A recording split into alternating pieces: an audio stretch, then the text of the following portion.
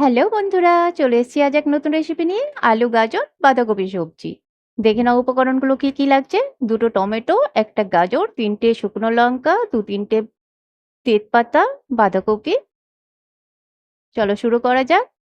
গ্যাসে কড়াই বসিয়ে দিয়েছি, তাতে 2 চামচ তেল, 5 ফোড়ন, 2টো তেজপাতা, 3টে শুকনো লঙ্কা ভালো করে ভেজে নেব।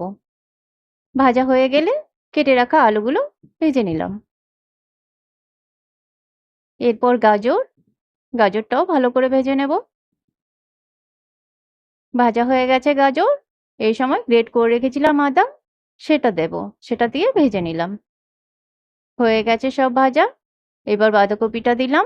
দিয়ে একটু নেড়েচেড়ে 1 চামচ লবণ আর সামান্য একটু হলুদ দিয়ে ভালো করে নেড়েচেড়ে ঢাকা দিয়ে দেব।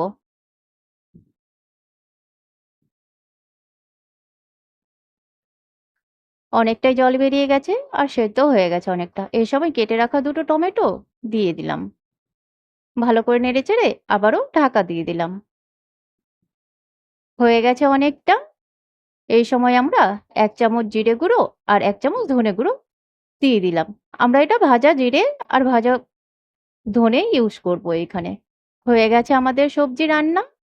এই সময় সামান্য একটু গরম মসলা আর 1 চামচ ঘি এড করে দিলাম। আমাদের রান্না পুরোপুরি কমপ্লিট হয়ে গেছে। দেখো সুন্দর হয়েছে। Please like, comment, share and subscribe. Thank you.